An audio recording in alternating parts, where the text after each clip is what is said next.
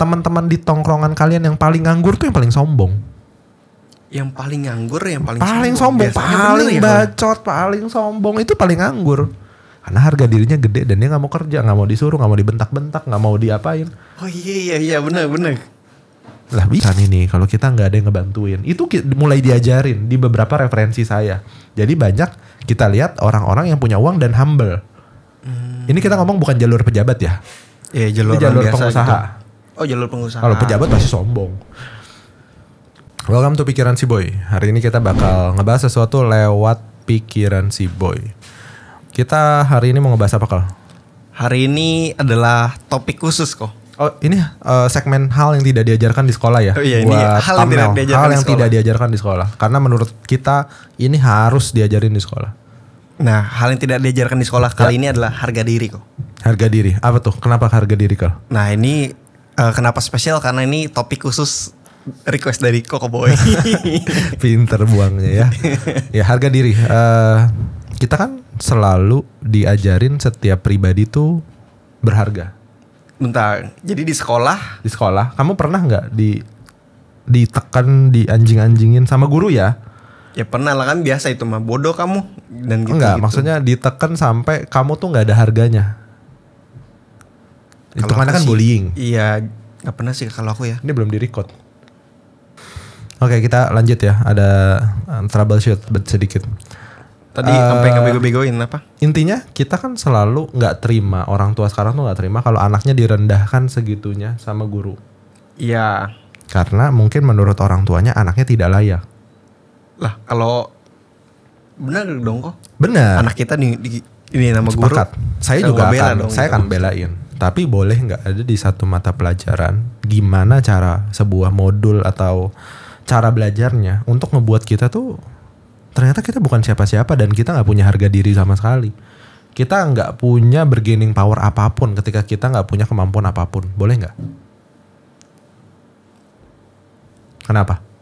Nggak tahu. Nah, pertanyaan saya, ketika kamu mau kerja nih, kalian semua yang nonton atau Michael kerja, iya, ngerasa punya kemampuan nggak? Dulu sih jawabnya ngerasa. Iya, tapi pas masuk kerja bilangnya udah enggak. Pas masuk kerja ngangong-ngangong kan?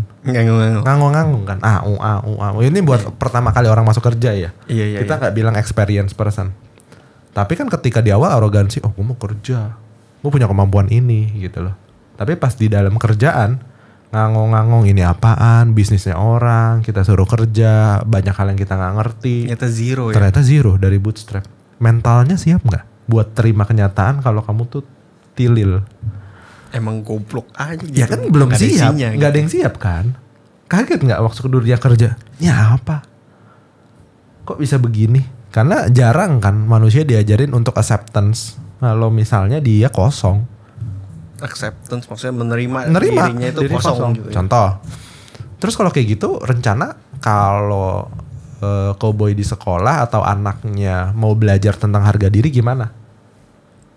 Itu sebenarnya udah aku pikirin di akhir sesi kok. Oke. Ini udah kita bahas sekarang. Di salah satu guru agama kita yang di Bandung, itu selalu ngajarin harga diri atau apa ya? Berusaha untuk ngebelah nih si harga diri. Ini bisa kontroversial. Tapi ini cuma disclaimer doang, part of method. Anggaplah anak saya kelas 10 SMP berarti ya, kelas 10 SMA kelas 1. Oh iya, SMA kelas 1. Nanti akan ada satu section di kelas di mana satu kelas itu keluar jadi gembel tuh 3 hari. Sekolah pakai baju sekolah, keluar pakai baju gembel. Ayo. Pakai baju gembel, muka aut-autan, disebar ke 3-4 pasar, coba berusaha untuk dapetin 3.000 sampai 5.000. Segitu hancurnya harga diri dia. Oke, terus? Dan itu akan menjadi referensi atau library sendiri di perasaan dia. Ini loh rasanya. Kamu gak punya rasanya. Iya. Belum pernah kan sales door to door, dimarahin orang, dimaki-maki. Buat orang yang sudah pernah rasanya getir banget saat di dunia kerja, pasti dia happy ketika pelajaran ini ada. Karena anaknya disadari sedari dulu bahwa kalian tuh gak sepenting itu. Oh gitu kok ya. Kamu pernah nggak kita nongkrong deh atau editor kita nongkrong di mana ketemu SPG rokok pernah nggak? Pernah.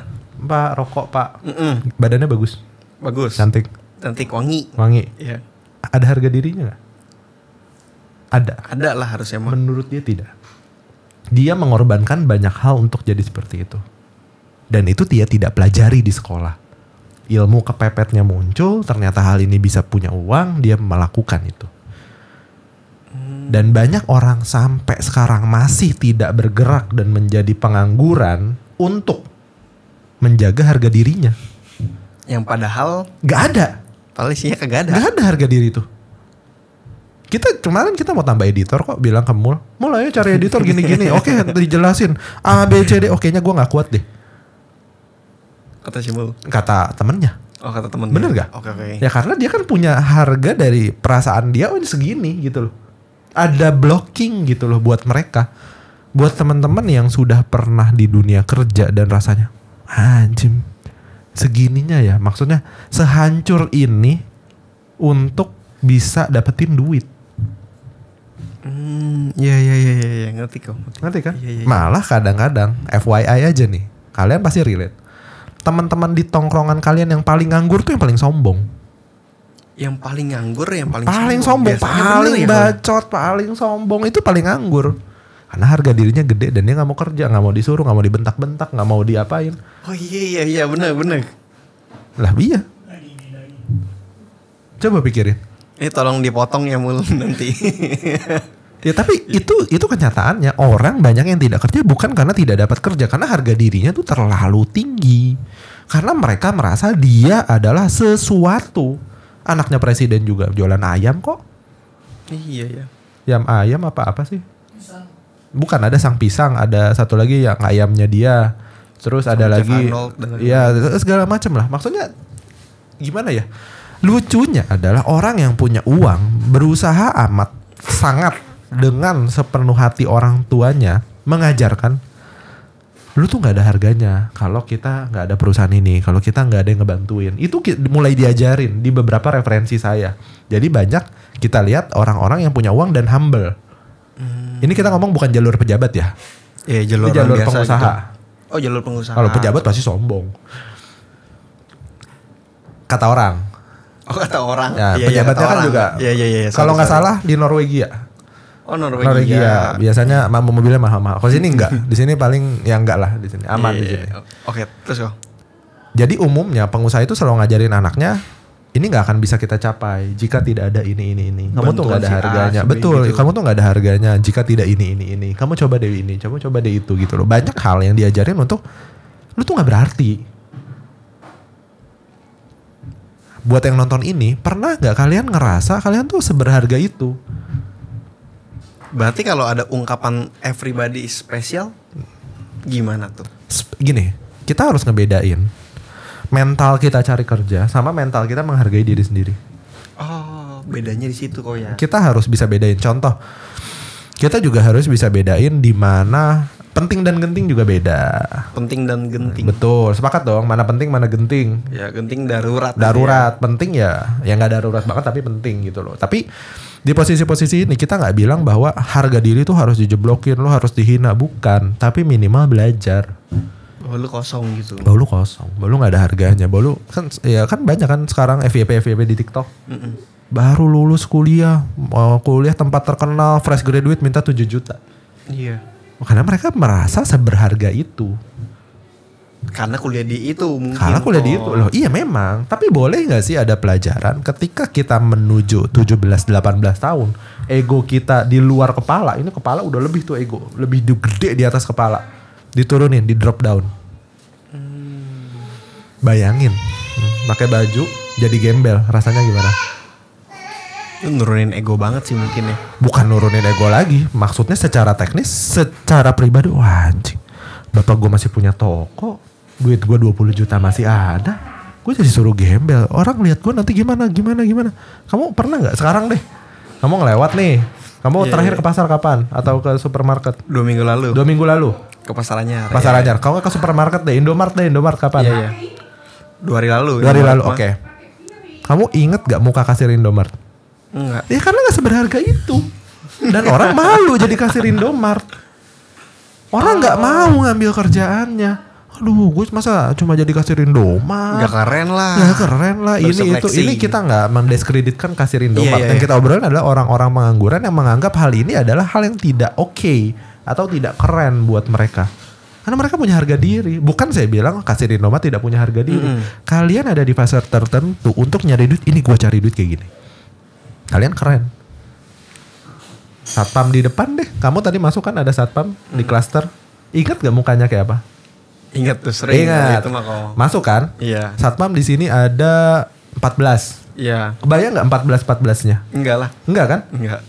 Ya itu. Terus masih bilang aduh jadi satpam mah malu. Kamu aja gak inget. Itu satpam tiap hari nongkrong. Satpam klaster. Iya. Kenapa harus malu gitu loh? Dan ini gak diajarin. Kalau di dalam ketika udah di dunia kerja kamu bisa ngelewatin fasenya untuk malu, kamu jadi orang. Oh berarti harus lewatin fase malu dulu baru jadi orang. Biasanya gitu. Biasanya gitu ya. Karena kan kita nggak, kok gini banget. Gue kayaknya dielulukan. Gue ranking 1 terus. Gue selalu terbaik. Kok malah gue gak dilirik. Ketika pertanyaan pertanyaan HRD itu menjurusnya ke kepribadian, bukan ke kemampuan. Kok kayak gini ya hidup ya? Itu kan jadi pertanyaan besar. Boleh nggak pertanyaan ini kita kumpulin, kita tarik dulu nih ke SMA. Di mana ego tuh lagi luar biasanya. Kita hancurin dulu egonya di situ. Oke, anak-anak, hari ini 3 hari ke depan atau 2 hari ini ibu udah ngepack nih, ada masing-masing saya kasih 20 kacang ya. Iya. 1 kacang harganya 1.000, yang nggak setoran nanti nggak usah pulang. Kamu punya tugas sampai jam 1 siang, silahkan nyebar ke pasar-pasar terdekat. Bu, kacang gitu bu, ya? Bu kacang bu, hancur. Tapi kok ada juga teori yang bilang dark triad ya kalau nggak salah ya. Iya, the dark triad. Kalau kita nggak punya salah satu dari sifat ini, kurang sukses gitu katanya. Itu kan seremnya bahwa most likely atau umumnya para entrepreneur besar punya the dark triad ini. Hitungannya ego ya. Betul. Tapi obrolan ini kan nggak relate ke semua orang karena uang cukup di banyak orang tuh berbeda sekali. Kita nggak ngomongin di daftar itu terlalu, kita akan bawa segala sesuatu tuh di pikiran si boy ke sesuatu yang kecil, cek gitu loh. Gampang nih diaksesnya nih, ini nih, nggak usah banyak teori ini itu jika ini maka itu, enggak. Ego ini nih kayak hal yang kecil tapi kita kasih makan terus dia mengembang gitu loh. Jadi dia gede, nggak mau disenggol, nggak mau diomelin, nggak mau disuruh, nggak mau diapa, jadi besar. Tapi besar ini kan ketemu di kerjaan. Kalau ketika besar ini dia resisten, makin tambah besar, ya udah ini nggak akan ada yang nerima egonya dia. Betul. Ya. Kamu mau punya Mulyadi yang kalau dikasih tahu ngebantah, ya walaupun sekarang juga sih. Iya sih. Ya maksudnya makin gede ini kan nggak fit in, di mana ego orang ketika bekerja tuh segede-gede gini kok. Segede apa? Kecil. Nggak kelihatan. Ya seginilah. Ya kecil lah. Kenapa? Karena kan orang banyak, ego dikumpulin, ada pimpinannya. Pimpinannya kan kontrol egonya mereka, kontrol emosinya mereka, gimana caranya tidak berlebihan. Makanya SOP bisa dijalanin. Coba egonya gede, nggak bisa. Bandel-bandel lah ya kagak. Betul. Makanya berharap ada sebuah metode di mana sekolah itu bisa menghancurkan, bukan melunturkan ego orang itu sampai semua orang itu. Walaupun ada orang bilang kan, aku mah front desk biasanya di balik meja aja lah, aku nggak mampu jualan kan. Tapi kan boleh dicoba. Dari zaman dulu kita kecil, sekolah itu kan ajang percobaan. Sosiologi dikasih, kimia dikasih, Pancasila dikasih, apalagi matematika, IPS semua dikasih. Itu kan ajang percobaan. Dan orang nggak punya pivot di sana, orang nggak punya, gue mau jadi apa SMA emang ada? Nggak ada. Apa salahnya dicoba dulu untuk dia jualan kacang? Apa salahnya dia coba dulu dia jualan tisu di lampu merah? Terus sekalian nyobain semua. Sekalian nyobain semua. Ya. Sekalian nyobain semua. Sekalian perasaan itu. Oh ada ya begini. Ya kan kamu disuruh nyanyi. Ya kan? Iya. Suka nyanyi? Enggak. Ya udah. Ya sekalian aja suruh jualan kacang. Suruh nyanyi aja masih ada ego. Aduh aku malu di 30, 40 orang di kelas udah tahu suara lu tuh jelek. Udah tahu orang setiap hari ke situ. Kenapa harus malu? Bener dong. Bener. Pengen deh ada satu modul yang dilaksanain 3 bulan 6 bulan sekali untuk si ego ini jadi tidak ada rasanya atau tidak ada bentuk egonya. Dan kalau itu kejadian, harusnya semakin banyak orang yang mau untuk jadi sales, berdagang, tidak takut diomelin, tidak takut ditolak. Karena itu semua yang jadi barrier. Itu semua yang jadi barrier. Oke kok. Ini hal terakhir deh kok kalau gitu ya. Satu hal yang contoh lah, kita udah keluar sekolah, kita jadi orang biasa nih, mau menempuh jalur entrepreneur. Hal apa yang bisa sekiranya nurunin harga diri atau ego inilah? Selain sadar itu ya. Atau mungkin sadar apa? Gak bisa. Sadar itu bukan sebuah. Kamu tahu nggak rasa terong Belanda? Gak tahu lah, belum pernah. Sadar aja, bisa nggak? Sadar aja. Nggak bisa. Taste-nya nggak ada. Rasanya tuh nggak ada. Kamu nggak pernah ngerasain. Kamu harus makan dulu tuh terong Belanda sampai bisa. Oh, ini terong Belanda. Masukin ke dalam otak, simpen rasanya. Iya. Udah sesimpel itu. Berarti rasa malunya harus keluar dulu. Emang mesti dicobain kalau gitu. Harus dibuat malu dulu. Bukan malu dalam arti ditelanjangi, bukan. Tapi malu secara mental. Apa? Jadi juru parkir lah, jadi apalah. Makanya kan tanda kutip orang-orang bandel atau orang-orang sukses di luar sana yang kita lihat, kok dia bisa ya? Kayaknya dulu gak pinter-pinter banget. Kan udah gak ada ego, dia udah gak punya malu. Kesalahan sering dilakuin, dihukum jadi hobi. Iya. Abis itu badannya tuh apa yang gue jalanin juga ditolak, bodo amat. Udah biasa ditolak. Mungkin dari situ bisa kita cerita bahwa oh ternyata penolakan yang dialami si bandel ini dari SMA itu sudah tidak jadi hambatan untuk dia ketemu dunia kerja. Karena udah biasa. Zaman kecilnya apa segala macam. Oh udah brengsek, udah gini. Oh ya udah, dia akan sesuka hati. Oke. Lakukan hal itu. Oke. Jangan lupa untuk jadi bandel. Salah. Jangan lupa untuk menghilangkan ego kalian. Dan buat Bapak Ibu guru di luar sana berharapnya nonton ini, bikin deh sebuah modul gimana caranya untuk merontokin egonya mereka. Karena mereka butuh, Pak. Saya jamin mereka butuh itu. Jangan sampai mereka dapat itu dari kepahitan yang sudah mereka alamin. Iya, tapi susah juga sih kok ngubah sistem sekolah ya. Oh enggak, kita nggak ngomongin ngubah, kan ini bisa jadi ekstrakurikuler, kegiatan tambahan, atau kegiatan tambahan kan juga bisa. Atau satu jam. Iya, 1 jam per minggu gitu kan bisa. Kayak kamu nih, kamu di kantor sekarang atau kantor sebelumnya, matematika dipakai nggak? Enggak lah. Kaget nggak? Kaget emang kagak kepake. Enggak, maksudnya hitung ada dong. Ada. Ya tapi kan nggak kaget karena udah pernah.